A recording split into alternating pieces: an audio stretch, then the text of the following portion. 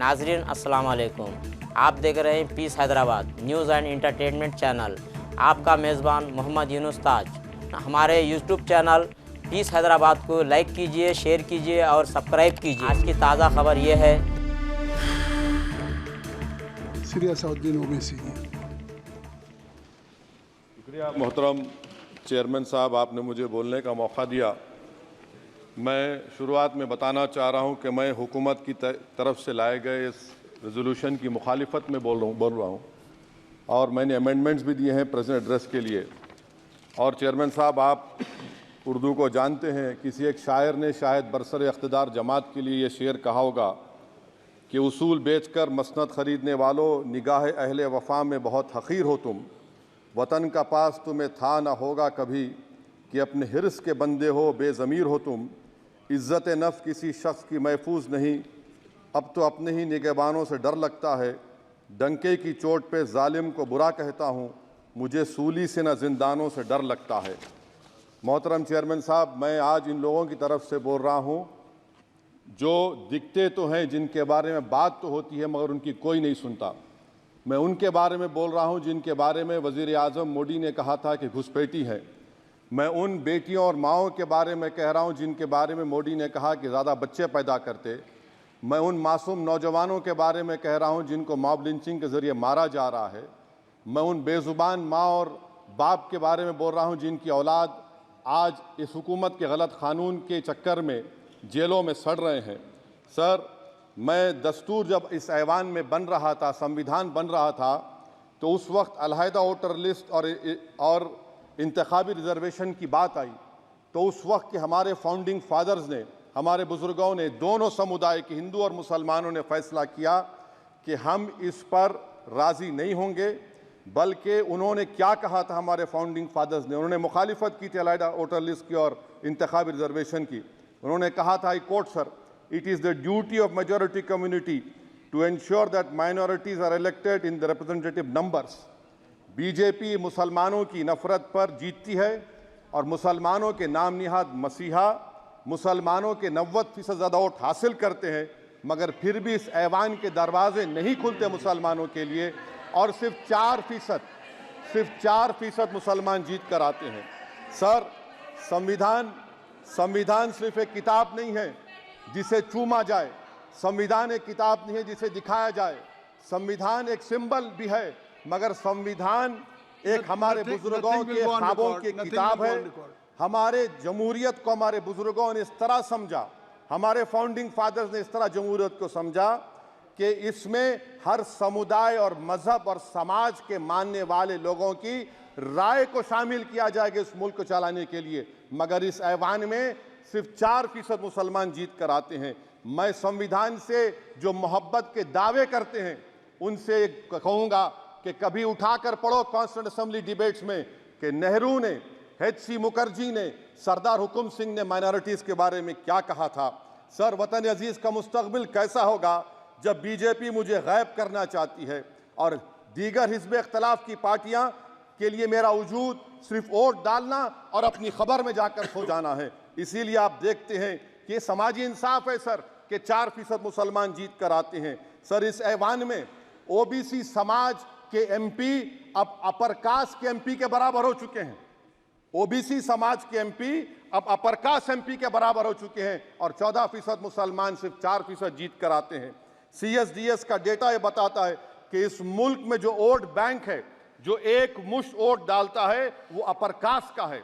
मुसलमान का कभी ना वोट बैंक था ना कभी रहेगा।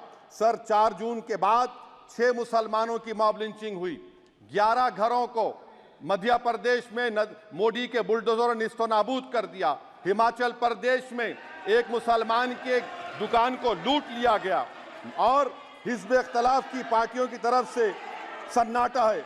शायद अब वक्त आ चुका है कि लफ्ज़ मुसलमान का नाम लेना भी अब उस पर पाबंदी आयद कर दी जाएगी।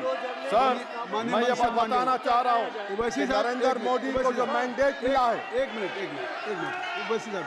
आप लोग बैठ जाएं, कृपया आप लोग बैठ जाएं। श्री मनसुख मांडविया जी, आप लोग बैठ जाएं, कृपया माननीय सदस्य बैठ जाएं। श्री मनसुख मांडविया जी, कृपया आप लोग बैठ जाएं। अपने प्रारंभिक कृपया आप लोग बैठ जाएं। माननीय आप लोग बैठ जाएं। माननीय सदस्य ने माननीय सदस्य बैठ जाएं। माननीय सदस्य ने अपने प्रारंभिक भाषण में जो शब्द प्रयोग करा है उसको ऑथेंटिकेट करा जाए। और अभी उन्होंने उल्लेख करा कि मोदी के बुलडोजर ने वहाँ मॉब लिंचिंग करा है, उसको भी ऑथेंटिकेट करा जाए। निश्चित तौर से इसको ठीक है। उवैसी साहब जब भी कोई बात नहीं सर, आप चेयर पर बैठे हैं जी, इसलिए आप मंत्री जी को पेट में दर्द हुआ, माशाल्लाह, शुक्रिया उनका। नहीं, तो सर मैं ये बोल मंत्री की रहा था, जवाबदेही है ये अरे ये नहीं मंत्री इससे की बुरी बात क्या है? पेट में दर्द हो सकता है। वो दर्द ये सब ठीक अच्छा, है। दर्द हुआ, चलिए दर्द हुआ, दिल का दर्द हुआ। तो सर, जो नरेंद्र मोदी को मैंडेट मिला है वो सिर्फ और सिर्फ मुसलमानों की नफरत पर हिंदुत्व की वजह से मिला है। I would like to say it is not Modi's in dock, but every single person voted him despite his anti Muslim voice.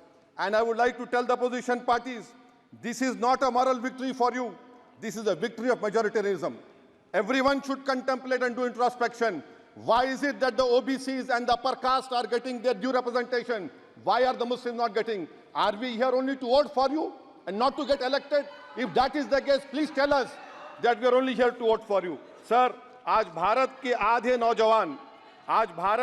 नौजवान बेरोजगार हैं और रोजगार की तालाश, बेरोजगारी का आलम यह है सर कि मोदी सरकार के 5 साल में 75 लाख एस्पिरेंट्स की जिंदगी बर्बाद हो गई, 6 पेपर लीक हुआ।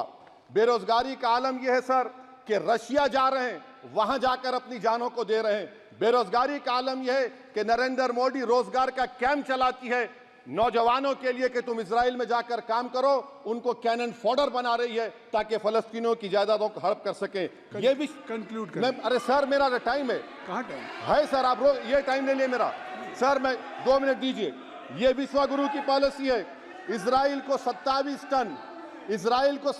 टन हथियार जा रहा है। 9 मिलियन भारत के लोग गल्फ में काम करते हैं, क्या असर पड़ेगा? 47,000 इजरायली फलस्तीनी मार चुके हैं। क्या है हमारी पॉलिसी सर? क्यों हथियार दे रहे हैं सर? नस्लकशी हो रही है। सदर जमहूरिया के खुतबे में राष्ट्रपति के सर, मैं उसी पे बोल रहा हूं सर, उसमें लिखा हुआ है फॉरेन पॉलिसी के ऊपर, आप पैराग्राफ नंबर 25 देख लीजिए। सदर जमहूरिया में सैचुरेशन अप्रोच है। क्यों नहीं मोदी सरकार माइनॉरिटीज को तीनों स्कॉलरशिप को डिमांड करती है सर? उसको आपने बजट कम कर दिया। सर बनारस का बुनकर 18 महीने से मंडी का शिकार है, सूरत और बेंगलुरु जा रहा है। सर आखिरी बात कंक्लूड कर रहा हूं, आखिरी बात सर, पनून केस में निखिल गुप्ता, मोदी ने कहा था कि हम घर में घुसकर मारा, तो निखिल गुप्ता को किसने ऑर्डर दिया था पनून को मारने का? अगर नहीं दिया तो उसको बचाइए, और अगर दिया नहीं तो फिर उस पर पीएमएलए क्यों नहीं लगाकर? सर समाप्त करो। कमेटी बनाई आपने, उसका क्या हुआ? सर हम एससीओ को नहीं जा रहे। सर मैं आपको बता रहा हूं कि मैं अपनी इस तकरीर को टीपू सुल्तान की नजर, सुनिए सर, अब हो गया, खत्म कर रहा हूं सर। मैं अपनी तकरीर को टीपू सुल्तान के नजर कर रहा हूं। ये टीपू सुल्तान की फोटो है, क्या आप इससे भी नफरत करेंगे?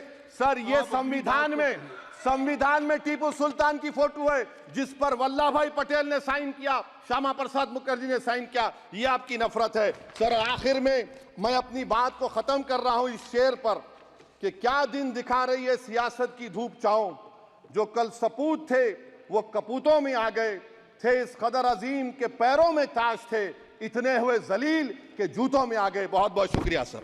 श्री गौरव गोगोई जी। धन्यवाद सभापति महोदय।